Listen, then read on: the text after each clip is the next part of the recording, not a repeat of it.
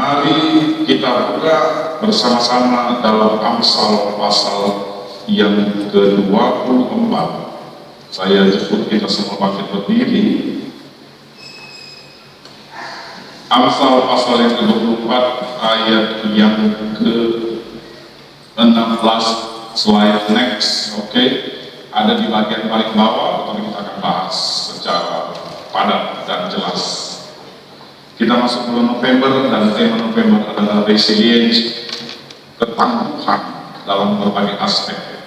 Tentu dalam kekristenan, tangguh tidak muncul dari kemampuan diri sendiri, tangguh muncul dari koneksi kita dengan Tuhan, sumber dari kekuatan dan ketangguhan itu.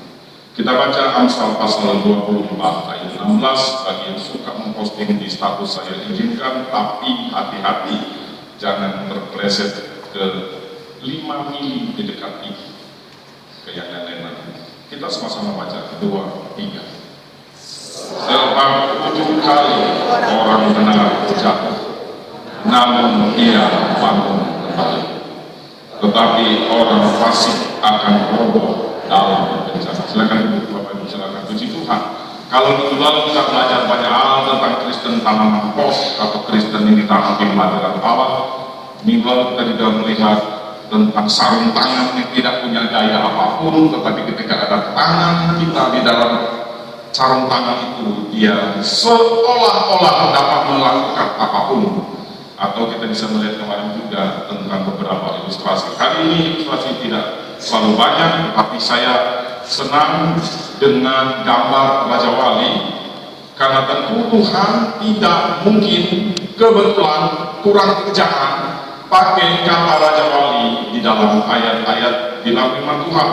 Raja Wali kita tahu bersama, dia adalah binatang yang perkasa, dia berumur panjang, dan dia punya mata dapat melihat mangsa yang sedang berlari sebesar kancil, sebesar tikus gunung, sekitar 300 meter bahkan lebih, tergantung jenis dari Raja Wali.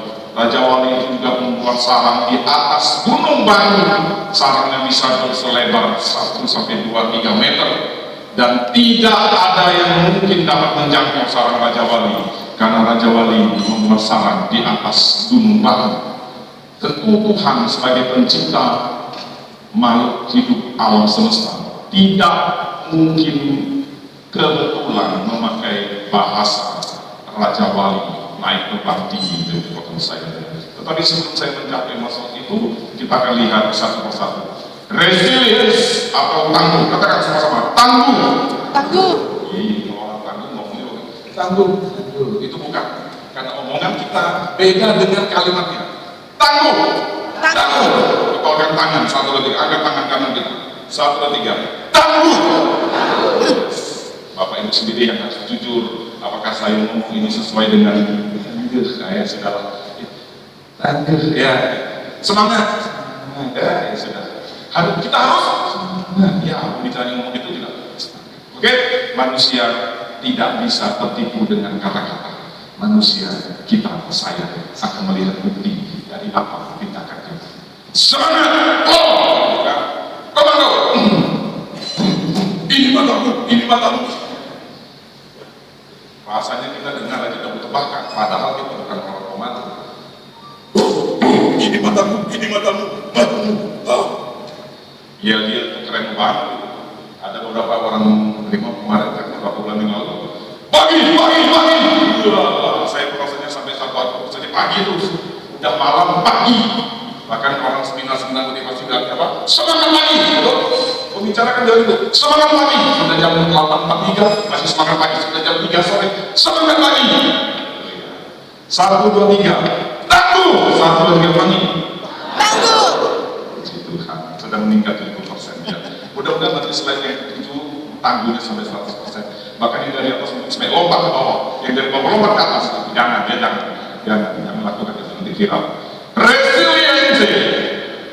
Resilient, tangguh, ketangguhan adalah kemampuan untuk pulih dengan cepat. Dalam bahasa Inggrisnya ability to recover quickly. after difficulties, kemampuan untuk pulih kembali setelah menghadapi berbagai pergumulan. Saya butuh kejujuran Bapak Ibu. Siapa yang pernah sakit dari kecil sampai hari ini? Angkat tangan. Dari mana sakit? Tuhan Yesus tolong. Ini saya bisa masukkan dalam museum dunia rekor. Dari mana sakit? Angkat tangan. Pernah sakit. Sakit apapun. Sakit fisik, sakit hati, karena ditinggal gagal. Langsung senggol-senggol Pak Kodi. Jangan dipikir-pikir ya masalah. Saya butuh kerjasama. Angkat tangan. Ini. Siapa yang pernah jatuh dari sepeda? Ya silakan katakan, tolong bantu saya, jangan turunkan. Ya. Siapa yang pernah jatuh dari sepeda waktu main? Siapa yang pernah terjatuh naik motor? Tiga. Siapa yang pernah nyerempet mobil waktu belajar mobil? Kau dalam keadaan terbang. Oke, angkat tangan, saya jatuh ya. Oh yang lain nggak pernah jatuh ya, luar biasa. Angkat tangan. Ayo. Sekarang lihat kiri kanan sana. Aku bukan sendiri. Kasih tahu kiri kanan. Rupanya aku bukan menghadapi masalah sendiri. Orang lain juga mengalami masalah yang sama. Saya selesaikan firman Tuhan ini sama. Mari kita. Kenapa Elia, nabi yang hebat, pernah bilang, Tuhan, matilah aku. Elia beberapa hari yang lalu baru berdoa, Tuhan menyatakan kemuliaan-Mu, turunkan api, siram ini dengan air, siram lagi, siram. Bayangkan yang dibakar itu adalah korban sembah yang sudah disiram air dan airnya sampai tergenang.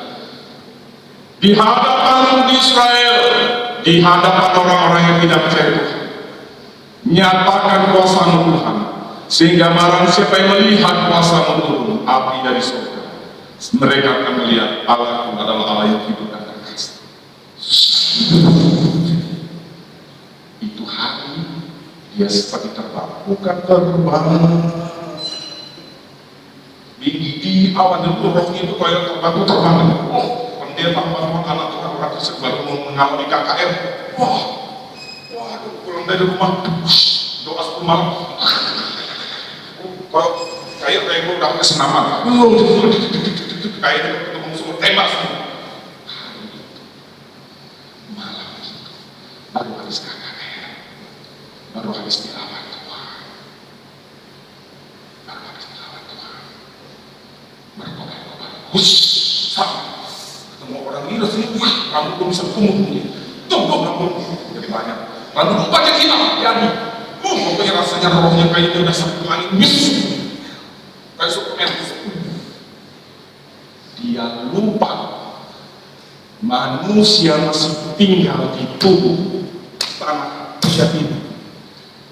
Besok pagi dia lupa makan, mungkin tidak makan, dia lagi euforia dengan kehebatan dia, mungkin api dulu dari bukan 450 ya, saya hitung 450 tambah 400, 850 Nabi Baal dihajar.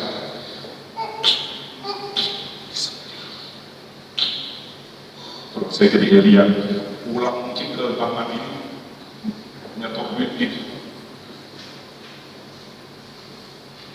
tapi dia lupa dia harus makan. Dia nggak makan, nggak tidur, saking senangnya. Mungkin ya ini bahasa bebas. Dia nongkrong di warung kopi Nazaret Haifat, dicuel dari belakang, om, anak kecil, om, ada pesan dari bos saya. Siapa? Nama bos saya Ratu Israel. Dia pakai bahasa pengkhianat. Dia berkata dengan dia, kau jangan bilang aku ya, kau sudah mati sekarang kayak nabi-nabi Baal, jangan bilang aku ya. Nah itu orang pasar. Kau jangan sebut aku ya, aku matikan kau. Harusnya ini akan bisa, wah api itu mati kan? Hambanya Nabi Israel betul, harusnya mati kan? Seperti dia berapa hari lalu turunkan api dengan doanya.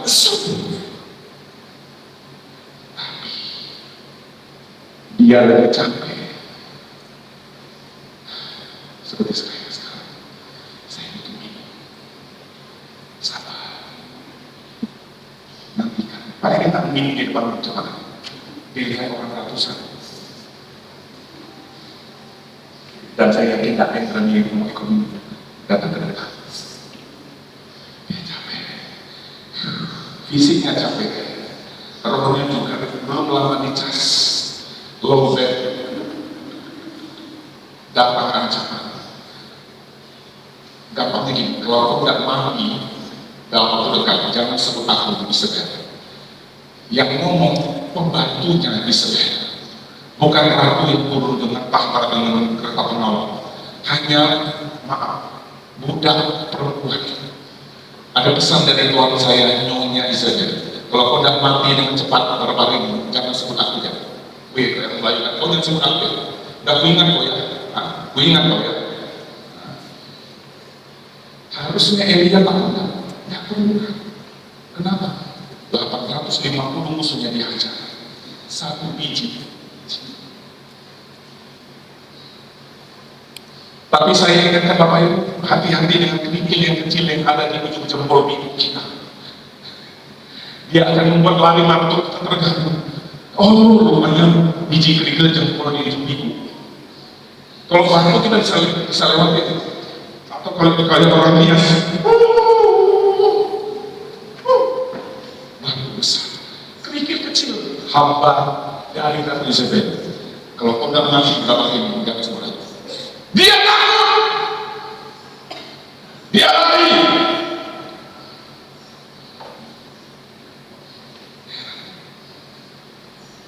Apalagi saya, belum pernah saya turunkan api dari surga. Nah, Bapak Ibu pernah turunkan api dari surga? Sedang menghadapi dengan buku-buku.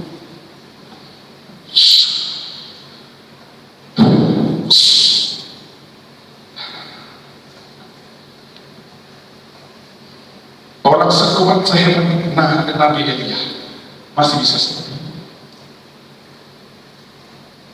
Dan dalam kisah Elia kita tahu dia bilang apa dalam kisahnya. Hanya aku seorang diri. Elia merasa terpuruk karena dia merasa dia sendirian yang kerja buat Tuhan. Dia sendiri seolah tidak ada yang mendukung dan membelanya. Kaliber Nabi Elia masih bisa ngomong seperti itu. Bukan dalam Keluaran Raja 19 Aku seorang diri yang melawan kejahatan. Seperti seorang Superman yang sendiri yang melawan kejahatan. Yang lainnya pakai kamera. Perasaan mental merasa seorang diri yang mengalami masalah biasanya masalah itu. Bapak Ibu tidak tangan, hampir semua angkat tangan. Pernah sakit, pernah jatuh dari sepeda, pernah ditinggal pacar, pernah putus, semua angkat tangan. Bayangkan pesan moralnya kenapa saya minta kita melihat kiri kanan. Buka mata kita, bro, sis. Bukan cuma kita sendiri yang dalam masalah di dunia ini. Katakan amin. Yang lain juga punya masalah. Yang lain juga punya beban. Saya juga punya beban. Bapak Ibu juga punya beban. Kita tidak sendirian. Kecuali hanya satu kita angkat tangan sendirian. 5.000 laki-laki dalam itu semuanya aman-aman saja. Kita boleh diri Tuhan. Kok saya sendiri dalam masalah? Kayaknya tidak adil ya. Hah? Jangan aja ya. Oh, keluar bahasa milenial. Jangan aja ya. Kita kadang-kadang merasa kita sendirian mengalami masalah. Dan itu ada di dalam kisah Nabi Elia. Dan itu juga tadi saya jadikan pesan moral di awal. Siapa yang pernah jatuh, sakit, putus cinta, ditipu rekan bisnisnya, Pak? Ada, saya juga pernah ditipu. Anak Tuhan, orang Kristen, sekolah minggu lagi. 500 dus opsi dikirim ke Sulawesi Tengah. Tak balik begini. Setelah itu putus kontak sampai hari ini. Hilang teman, hilang duit, hilang barang, sakit, ya di sini dulu ya. Dan orang ini kalau saya sebut masih rata-rata separuh dari gereja tahu, teman saya sekolah minggu. Dan dia pelayan. Terlalu banyak alasan untuk kita kesal dan kecewa. Tetapi terlalu banyak juga alasan untuk kita bisa bangkit kembali dan menjadi kuat bersama Tuhan. Terutama bagi resilience adalah kemampuan untuk pulih dengan cepat. Artinya bukan if you down, bukan jika kamu jatuh, enggak, ketika kamu jatuh, ketika kamu menghadapi masalah. Enggak ada istilah jika kamu menghadapi masalah. Berarti ada orang yang tidak pernah menghadapi masalah. Enggak mungkin. Siapa yang ingin tidak punya masalah? Karena orang-orang komisi sosial Diakonia yang tahu itu, ya Om ya, hanya kita yang mengerti siapa yang tidak punya masalah, yaitu mereka yang sudah terbaring di 1x2 dengan tangan yang begini pakai sarung tangan putih, dan lagunya adalah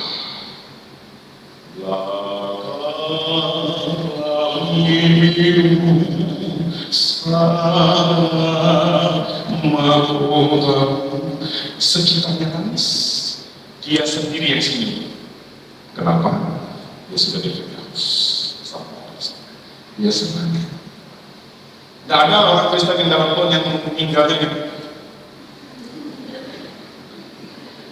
Tidak ada. Betul belum ya? Kamu koreksi saya. Tidak ada. Yang baca ini menahan kepedihan dan air. Aku senang. Tidak ada. Semuanya jujur. Maaf. Ini sebut saja Mama.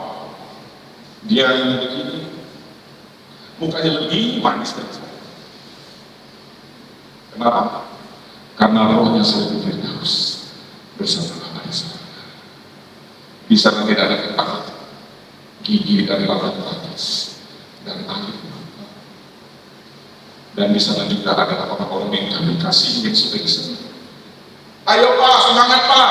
Selalu kami berdoa, kami ngadu sama Tuhan. Ini program gini. Seperti di belakangnya ada ngomong begini. Semangat Pak. We are here Pak. We are here. You come with us Pak in the right time. Yes. Okay. Yes Pak. Semangat. Langsung semangat lagi. On fire. In the burning fire. Jangan. Itu lagu-lagu sekarang waktu SMP. Bapak Ibu, apa arti air mata dan mata air? Mata air tetap mengalir sekalipun menghadapi gurun pasir dan rawa-rawa yang jelek. Betul? Kalau air mata dari hasil jelek, tidak jadi. Bagus, air keluar. Itu air mata. Tuhan bilang apa? Ketika engkau menerima mata air dari Tuhan, maka dari dalam hatimu akan terpancar aliran-aliran air. Amen. Kita memberi dampak orang, bukan situasi orang yang bikin kita jadi mudah. Kehadiran kita membuat orang yang down jadi up, level up, Oktober, November. The Heroes, Agustus, Juli, the new season. Desember, nantikan, belum salah. Tema-tema saya dari Juli, Agustus, September, Oktober, November itu jadi satu rangkaian film thriller yang nanti pada puncaknya sampai kita menerima kedatangan Tuhan yang dari belakang. Resilience adalah kemampuan untuk pulih dengan cepat.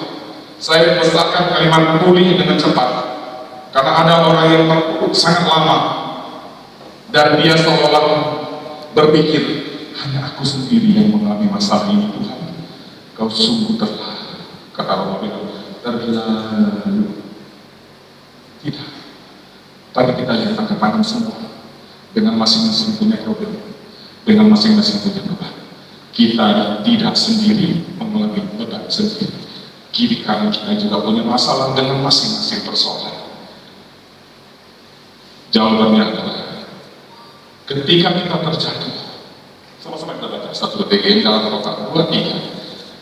Terjatuh, tak sampai tergeletak, dan bangun.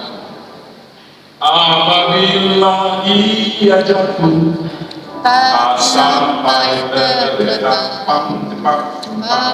sebab Tuhan menopang tangannya.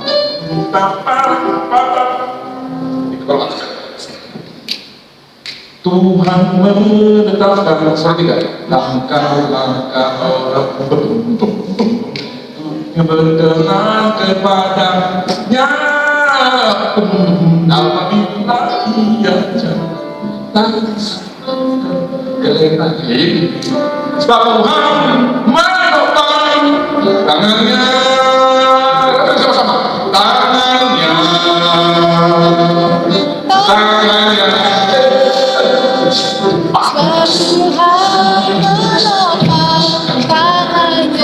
Sebab Tuhan menopang tangannya.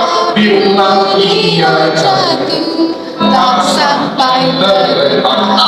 Sebab Tuhan menopang tangannya. Apa lagi? Terpulai 6 kata.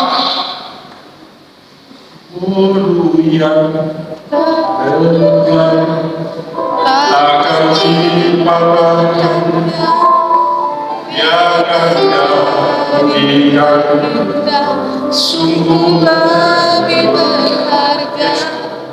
sungguh yang mudah akan dipandangkan. Dia akan jadikan terang. Untuk persoalannya mau dan kita dipakai Tuhan. Tuhan tidak cari orang sempurna di dunia. Musa orang yang gagah ngomongnya, pemalu nomor 1. Tuhan pakai. Yesaya aku tidak fasih lidah. Paulus penjahat kelas berat minta ampun kejahatannya. Petrus tidak sekolah tinggi, hanya nelayan, karakternya membunuh, berpikir, aku tak Tuhan. Tuhan pakai. Dari Kejadian 1 ayat 1 sampai Wahyu 21-22 ayat 1. Kita akan melihat tokoh-tokoh Alkitab yang bukan orang sempurna yang dipakai Tuhan. Saya tidak sempurna banget. Kalau saya sempurna, saya sudah naik ke atas surga. Jujur Bapak Ibu, saya sebenarnya tidak ada di bumi. Ini mau apa lagi di bidang saya jadi sesat. Tahun 1968, saya masih ada di surga. Lalu mama kami berdoa. Saya dengar sepertinya dalam telinga saya berdoa. Tuhan, jiwa itu saja jiwa itu masih alami. Jiwa itu sendiri laki-laki. Jika lo boleh saya punya anak lagi, tapi cowok ya, bukan cewek. Saya lagi asik-asik pikir terus. Bro, ya Angel, ya Angel, Yesus tetap buka pintu. Kayaknya kamu harus turun ke bumi. Aku gak enak di sini. Kamu turun ya, tanggal berapa jadi Maret? 28 Januari 1968. Kamu turun ya? Sorry itu masih 6 turun 6 Juni ya, 75. Untuk apa? Ini ada listing itu dari Ibu Sriwan Rahayu Singapura. Doanya sudah di ACC sama kami Marusa. Besok kamu turun ya, jadi bayi lahir di rumah sakit Harapan Bunda ini mana itu dalam penjara. Oke. Saya jadi James, saya lahir dari Joni. Joni. Wah, itu teman laki-laki.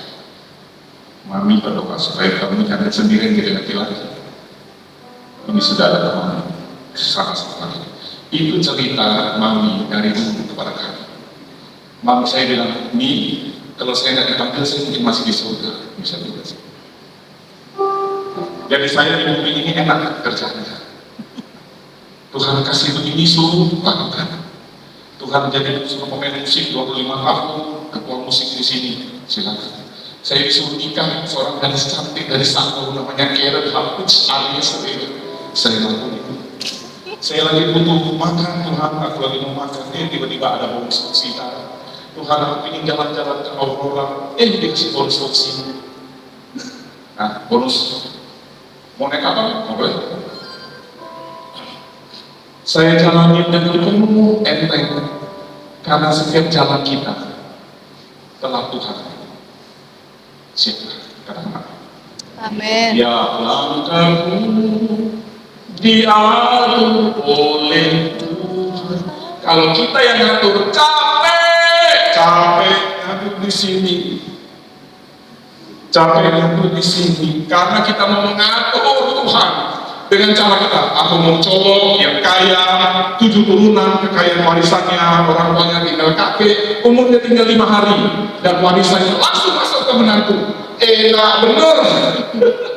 Lalu kita pikirin, setiap hari pikirin cara kita mengatur Tuhan sesuai dengan mau saya. Capek. Budak tak menjadi patah, tertular tak menjadi patah. Ih keren ya, suka saya. Jujur ya, ini kalimat saya dapat sendiri loh ya. Maaf ya, sorry ya bro. Ini bukan mengambil dari kopi kastil, sorry. Melenting ibarat batang bambu. Tegak kembali. Angin dari kiri. Angin selesai, berdiri lagi. Dia ngomong pada anginnya. Coba tak kembangkan aku. Anginnya berhenti, bangkit lagi. Enak. Kita bisa seolah-olah kuat, tapi sebenarnya yang menguatkan kita bukan dari kita. Katakan amin. Amin. Dari kuasa Tuhan yang terkoneksi. Rahasia ini ada di dalam ayat. Next, kita baca sama-sama Yesaya 40 ayat 31. Sama-sama kita baca dengan tegas dan lantang. 2, 3. Kita Tuhan mendapat kekuatan baru. Mereka serupa Raja Wali yang naik terbang dengan saya. Mereka berlari dan tidak digerus. Mereka berjalan dan tidak digerus. Kita baca masuk ayat bawahnya. 1 Tesalonika 5 ayat 3. Semoga Allah damai sejahtera menguduskan hati seluruhnya, dan semoga roh, jiwa, dan tubuhmu terpelihara sempurna dengan taat saja pada kedatangan Yesus Kristus. Tuhan kita. Tuhan kita. Kita bukan cuma tangguh rohani, tapi jiwa kita besok Senin pagi sampai Sabtu malam ngamuk-ngamuk di luar sana. Karakter kita hancur lebur, pikiran kita wabil, emosi kita tidak stabil, tindakan kita amburadul. Tapi waktu di gereja, haleluya, seolah-olah jadi malaikat kita. Besok pagi tukar pakai lagi jadi diri sendiri. Apa lihat? Udah jago. Wih, Sabtu malam pakai baju domba lagi. Oh enggak, sekarang udah sini galau baju domba karena itu ada di keturunan. Musang bertelur ayam, pura-pura jadi ayam. Tiba-tiba Senin pagi keluar rupanya musang. Itu juga bagi kami, untuk kami menjadi bagian. Bapak Ibu, ketika KTM menyampaikan firman, godaan kita yang terbesar adalah hati. Fokus kepada yang menyampaikan firman.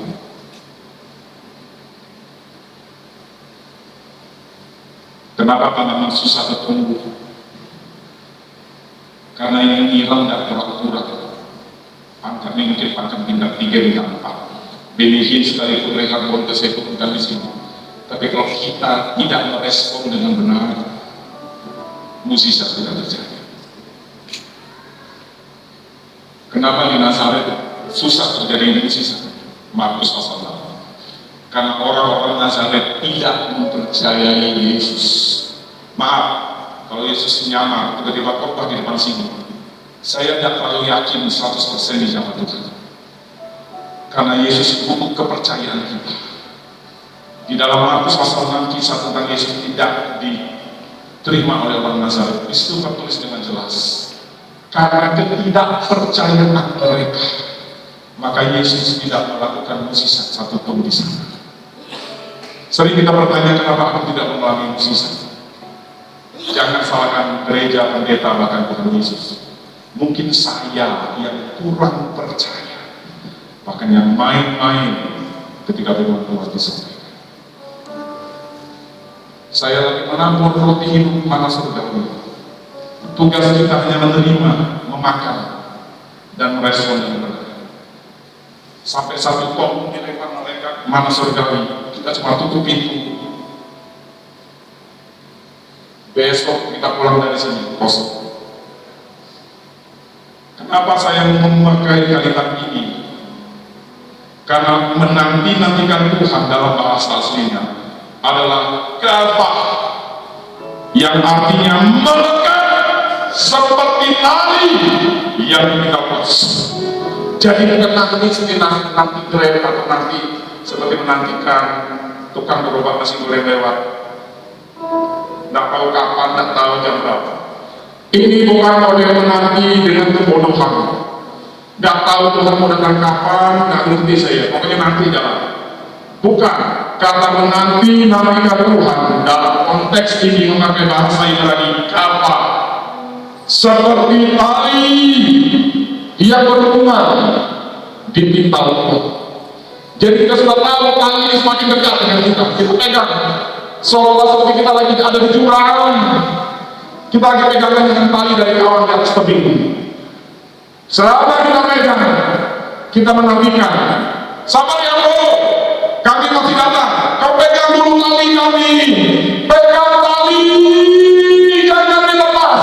Oke, aku sudah berapa jam ini di jurang. Inilah tandanya kami ada. Coba kau tarik, kami tarik lagi. Tapi tak kelihatan, karena di diri ada gelap, awan yang gelap, hutan rimbang. Sekitar ratusan meter di atas tebing, ada kawan kita sedang menunggu kita. Engkau masih bersama kami, kawan. Pegang tali. Di sini sudah sehat, di sini pemain tebing sudah terjatuh. Itu konteks. Itu artinya menanti-nantikan Tuhan. Bukan menanti-nanti yang tidak jelas. Pacarku mana ya, istriku mana ya, kapan dia datang ya, rezeki, kapan dia tukang sate lewat ya. Enggak. Menantikan pertolongan yang sudah pasti, tapi kita belum tahu kapan dan caranya gimana orang itu nolong saya di tebing yang curam. Saya tidak boleh lari, karena kalau saya lari, jurang lebih dari 100 meter di bawah mematikan saya. Saya hanya nempel di pinggir tebing jurang, dan tali yang kuat itu saya pegang. Dan itulah tandanya aku menanti-nantikan Tuhan. Dengan cara dan waktu Tuhan, dia akan menarik kita. Sabar, sabar, kita sabar. Sabar menanti pertolongan Tuhan. Pastikan tangan rohani iman kita tetap memegang. Amin. Walau gunung pun belum berpindah, tetap percaya. Kau yang punya, ya betul dong. Ada kawannya semua orang lagi megang tali mana begitu. Sabar ya Pak, sabar ya Bro. Ya, halo. Ya bersama. Sabar, kami lapar. Lempar. Bila ada makanan bisa cukup. Aku haus, mati yang nanti ini. Tenang. Tangkap. Pegang ya. Sambil berpegangan dengan tali yang kuat, itu artinya kafah, menanti-nantikan. Kok tidak lihat dengan memang saya tidak lihat Tuhan kan kata tanya, tapi ada kuasa dan anugerah itu terus mengalir sehingga aku bisa pegang dengan Tuhan. Amin. Nantikanlah Tuhan, haleluya. Sehingga engkau seumpama berjalan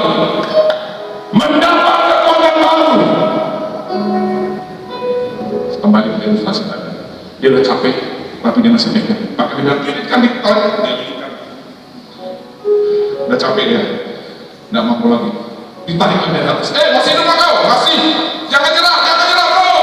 Aku lagi ngambil tangga, aku lagi ngambil tali yang lain. Aku hidupkan kawan-kawanku. Oke.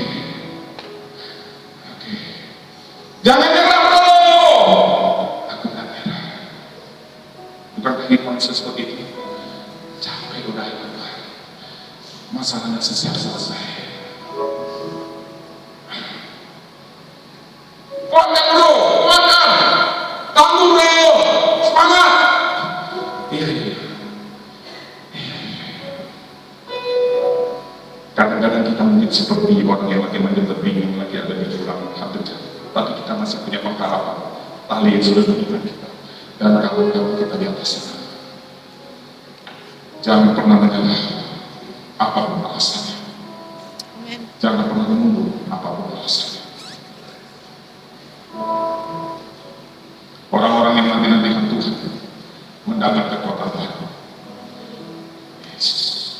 Jangan sekarang semuanya ingin instan. Dari makanan cepat saji sampai cinta semalam. Tapi Tuhan tidak bekerja dengan cara yang instan. Siapa contoh yang paling besar yang akan kita lihat? Yesus. Dalam mengaktualisasi dia sebagai Tuhan dan Juru Selamat, dia perlu usia sampai 30 tahun. Saya sering ulangi. Dia menanti dengan sabar waktunya untuk mengaktualisasi bahwa dia adalah Yesus Kristus Tuhan dan Juru Selamat. Dia harus membaptis. Dia harus orang yang lebih dikenal. Tapi pengikutnya pernah kayak sedikit memancing. Dia harus membaptis. Yohanes Pembaptis itu sepupu mulutnya lebih mudah ngangguran, itu bentuknya lebih banyak, kayaknya lebih ngetok. Bagaimana pendapatnya? Yohanes Pembaptis ngomong, aku bahkan membuka tali kasurnya pun tidak lagi. Biarlah namanya yang semakin bertambah-tambah, aku semakin berkurang. Dalam bahasa terjemahan lain, dia semakin terkenal, namaku semakin tidak dikenal. Doa saya diambil. Entah kalau Tuhan memakai lebih nasihat dari sekarang, tapi saya percaya satu doa yang saya panjatkan dari dulu sampai sekarang. Apapun yang terjadi, sehebat, seprestasi apapun yang Tuhan izinkan dalam kehidupan kami, biarlah orang yang memandang kami itu malah memuji Tuhan Yesus, bukan memuji kami.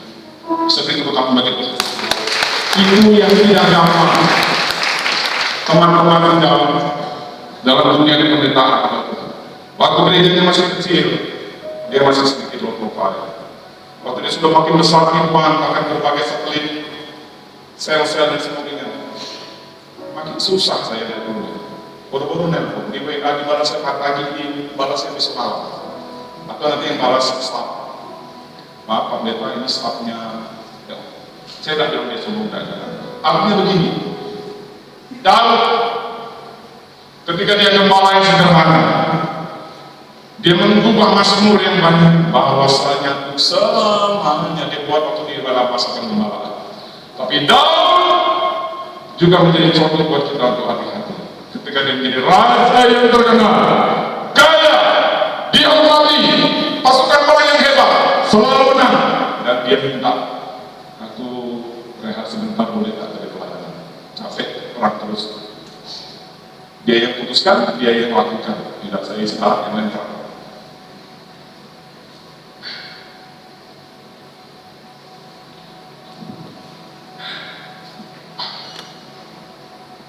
Karena sendirian kan tidak ada komunitas yang menginginkan dia. Siapa namanya? Oh iya, siap, izin panggil cepat, saya mau sharing-sharing sama dia. Sharing-sharing tanah. Terjadilah case seperti itu. Ketika dalam puncak kesuksesan. Harus sebuah tulisan yang bagus, tetapi ini menjadi sebuah doktrin.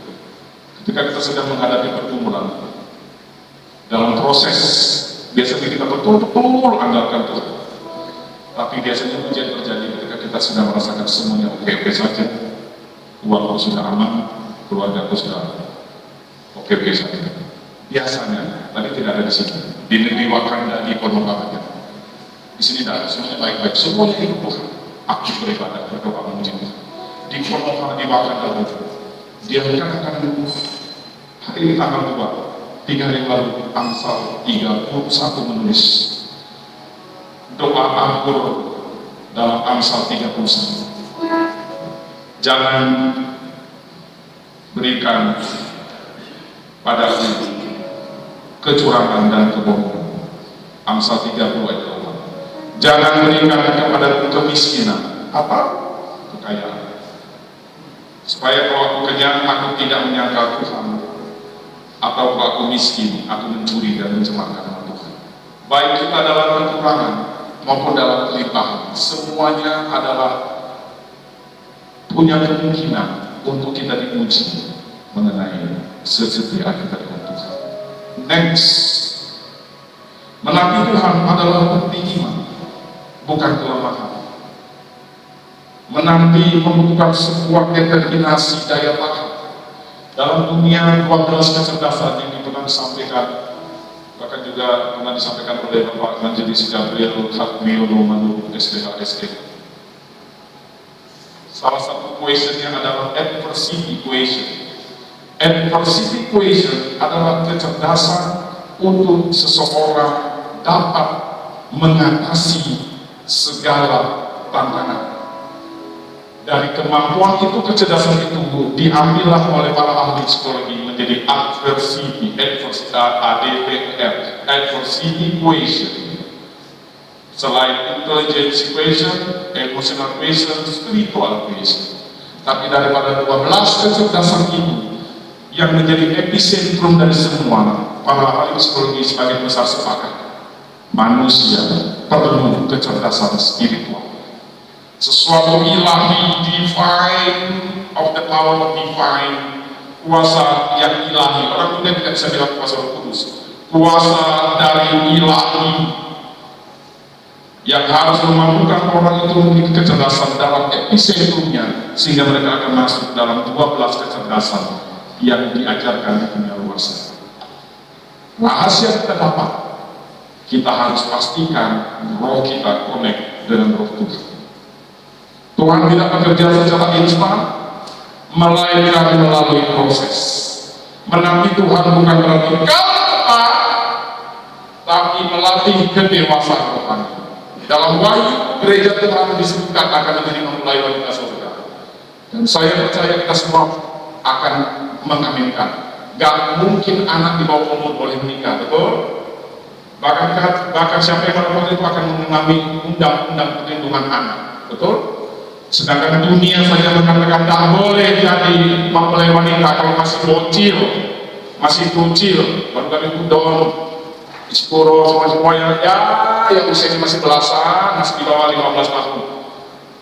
Kawin, ada orang yang menikahkannya, orang itu akan masuk dalam cara hukum undang-undang perlindungan anak.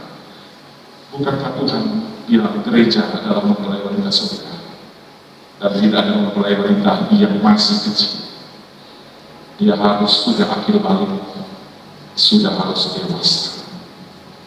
Hari ini visi dan misi kita tidak bisa diterusin karena kosong. Visi itu berarti kita pindah, ya.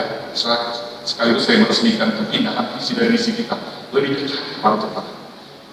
Visi bertumbuh menjadi serupa Kristus. Misi mencapai kedewasaan. Doakan dari pihak dekorasi dan PDD akan merestrukturisasi, merebuilding lagi. Doakan supaya anak-anak ini cepat. Amin. Amin. Diformalkan oleh panitia Natal, mereka akan membuat ini jauh lebih, ya sedikit lebih keren lah, ya. Nggak galak-galak begini. Visi kita adalah dewasa dalam Kristus. Dan ketika kita dewasa, kita tahu menantikan Tuhan bukan kelemahan, tapi adalah bukti iman. Saya terinterak dengan next versi ilustrasi bagian paling bawah. Seorang gamer ibarat charger ponsel. Selama kamu connect dengan sumber daya listrik, pastikan listrik tidak padam ya, karena kena layang-layang. mati lampu, kita konek, oh aku konek om, tapi kok nggak nyambung? Iya, PLN ini mati dul, mati. Kalau PLN itu bagus, ini dalam konteks normal, PLN ini nyala, kamu tidak akan bisa mereka. Itu pasti. Siapa yang suka main game? Angkat tangan. Tuhan suka orang jujur ya, anak muda. Oke, mantap. Tidak bisa lanjut main kalau kabel chargernya dicabut. Pak, besok aja. Itu salah satu game. Begitu juga hidup rohani, tanpa koneksi doa, iman drop. Kita bisa berdoa sendiri saat teduh di rumah, tapi lebih kuat lagi ketika kita berdoa secara kolaborasi. Makanya dalam firman Tuhan mengajarkan, jangan jauhi lagi ibadah. Itu bukan bagi Tuhan mau supaya kita bayar kolektor, supaya kita bayar persembahan, itu aja orang mikir. Tuhan mau kita tuh pohon-pohon yang ditanam bersama pohon-pohon yang lain saling menguatkan, bukan Kristen tanaman pot apa-apa sendiri. Bisa pindah ke sini, nggak enak, keyboardnya nggak bagus, saya pindah ke sini. Nah, keyboard lama, geser berapa ya, 7-10, saya pindah ke sini saja deh. Wih, ini nggak bagus sih, tapi kita lihat kelamaan, bosan. Saya pindah lagi ke sini. Dan Kristen Kopi ada di ilustrasi minggu lalu. Biar kita siram. Tapi dia bilang, jangan kebanyakan, nanti musuh kakakku. Firman Tuhan ini dengan keras-keras, mati aku nanti. Tapi kalau Kristen tanaman besar, pohon durian, pohon jambu, pohon pinus, air sedikit kurang,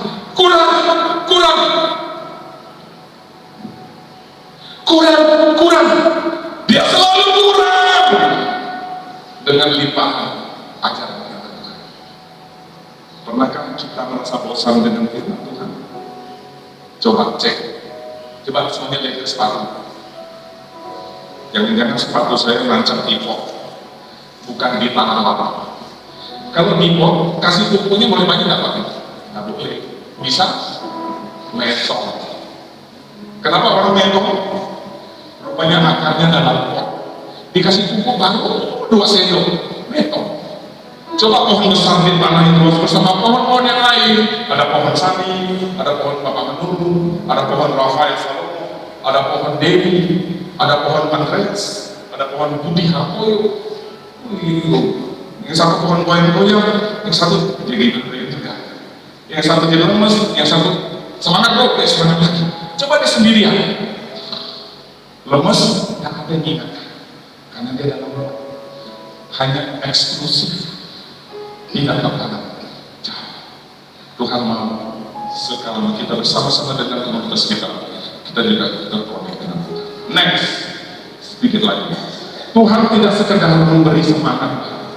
Bapak Ibu, saya dapat sebuah ungkapan yang bagus sekali. Tuhan memperbarui, sama-sama kita baca 2-3. Tuhan memperbaharui kekuatan kita. Dalam Yesaya 31, orang-orang yang menanti-nantikan Tuhan akan mendapat kekuatan yang baru. Kita berpikir mungkin kekuatan itu begini, oh saya punya kekuatan 50%, Tuhan tambahkan 50%. Oh saya sudah lebih kuat 70%, minusnya Tuhan tambahin 30%. No! Dalam bahasa asli, kekuatan baru, dia memakai kata asli, dibuka. Ini kekuatan kita tidak separuh. Kekuatan Tuhan full masuk. Jadi menghentikan seluruh kekuatan kita, sehingga kita tidak pernah punya kebanggaan yang begini. Kalau bukan saya yang lakukan, saya bisa melakukan banyak hal yang Tuhan. Karena kata kekuatan baru, artinya Tuhan tidak sekedar memberi semangat baru, tapi menukar kekuatan manusia dengan kuasa Tuhan. Berapa banyak kita izinkan kuasa Tuhan full dalam hidup, atau kita masih menghamirkan dengan kekuatan diri sendiri, pikiran sendiri, kejiwaan sendiri. Roh, jiwa tubuhmu terlihat sempurna. Roh, berarti roh yang dikirim Tuhan untuk menghidupkan kita. Sebenarnya ada ungkapan yang bagus saya mau sampaikan, dan Bapak Ibu sudah pernah dengar dalam sebuah seminar mungkin. Sering kita bicara gini, saya adalah manusia tubuh yang hidup dalam jiwa dan roh. Sebenarnya yang benar adalah kita adalah manusia spiritual yang hidup dalam tubuh dan dikendalikan jiwa. Jiwa berbicara 5 pintu perhatikan. Pikiran, your mind, Roma 12, berbahan di akal budi. Perasaan, emosi, sensitivitas. Kehendak, apa yang harus kita lakukan, tekad. Imajinasi, semua yang kita pikirkan tentang di depan, berapa hari ke depan, sampai berapa tahun ke depan. Memori, pikiran kita tentang masalah, dendam, amarah, kepahitan, hal-hal yang tidak enak di masa lalu itu mendamnya di memori. 5 pintu ini masuk membentuk jiwa. Dan tubuh adalah yang kita bisa pegang. Pertempuran kita yang paling besar adalah di jiwa. Karena kita adalah makhluk spiritual yang ada dalam roh Allah. Ketika dalam kejadian Tuhan menghembuskan nafasnya,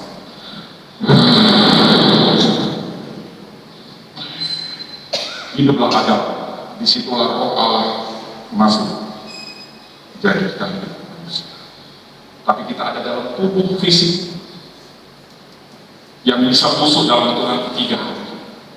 Bapak Ibu, saya jadi ingat tentang Lazarus. Saya harus sampaikan ini sekarang. Pernahkah kita memikirkan kenapa kita selalu memandang musisi Lazarus dibangkitkan dari versi kita? Pernah nggak bayangkan Lazarus itu ceritanya dari versi Lazarus? Dia sudah mati berapa hari Bapak Ibu? 4 hari. Saya tertarik sekali baca dalam artikel ini, jadi saya boleh sampaikan. Seringkali kita memandang sebuah peristiwa dari kenyamanan, keenakannya orang di sekitar Lazarus. Maria senang, Martha senang, Tuhan Yesus bangkitkan. Tapi pernahkah kita memandang dari sudut pandang Lazarus? Mungkin ini tidak ditulis lengkap, hanya sebuah permenungan saja. Ketika Lazarus mati, ingat dia manusia roh yang hidup dalam tubuh dan jiwa. Rohnya kemana? Firdaus. Dia sudah di Firdaus. Hari pertama dia duduk Lazarus nyanyi. Hari kedua dia sudah asik, lagi ngerapikan mansion. Dalam Yohanes 14 di rumah Bapak banyak tempat tinggal. Pakai kata mansion, bukan gubuk ya. Rumah kita di surga bukan gubuk, mansion. Mungkin di pasal 20 ke atas lah ya, di pasal 20 ke atas, bagus. Dia lagi bersih-bersihkan. Hari ketiga dia lagi duduk-duduk, lagi puji Tuhan. Hari keempat, ini tempatnya apa Lazarus? Iya. Papa, ada instruksi Bapak harus balik lagi ke dunia. Hah? Karena Bapak sebentar lagi Yesus mau datang, mau bangkitkan tubuh Bapak. Bayangkan ya kalau saya jadi Lazarus, saya lihat anak ini dalam sini. Yesus sudah datang ke kitanya. Jangan bangkitkan, udah nyaman di sini.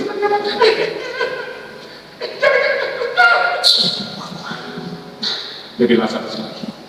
Sudut pandang itu harus kita pikirkan. Lazarus sudah enak-enak di Firdaus 4 hari, disuruh turun lagi. Betul? Kalau saya jadi Lazarus, udah nyaman nih. Tapi kita tidak bisa melawan kehendak Tuhan. Bahkan mereka yang sudah 4 hari di Firdaus dengan permintaan doa dari saudara-saudara dan demi jiwa-jiwa dimenangkan bagi Tuhan. Orang yang sudah pernah di sana berapa hari, balik lagi, hidup lagi. Bapak Ibu, Lazarus saja disini panggil turun untuk hidup lagi. Apalagi masalah kita, katakan amin. Amin. Sungguh kecil masalah kita dipanggil. Masalahnya kita mau dan nantikan Tuhan. Tetap pegang paling yang dari Tuhan itu. Iman kita. Saya bagi itu kecil. Kita semua berdiri dan saya bagi. Orang yang menanti Tuhan tidak akan kehabisan arah. Orang yang menanti Tuhan mendapatkan kekuatan baru. Kekuatan secara roh, secara jiwa, dan secara tubuh. Nanti minggu kedua, ketiga, keempat, kelima kita masuk dalam tema Central Resilience. Saya percaya kita bukan orang yang tidak pernah mengalami pergumulan. Tapi persoalannya, jangan sampai pergumulan itu merontokkan iman kita, merontokkan semangat kita, karena kita tetap berpegang dalam penantian akan Tuhan. Kafah seperti tali yang kuat yang kita pegang, dan kekuatan kita bukan dari kita, dari kuasa Tuhan yang ada dalam hidup kita. Kita terus izinkan kuasa Tuhan mengalir, bermanifestasi, karena Tuhan yang memberi kekuatan kita. Hidupmu berharga bagi Allah, tiada yang berkenan di hadapannya.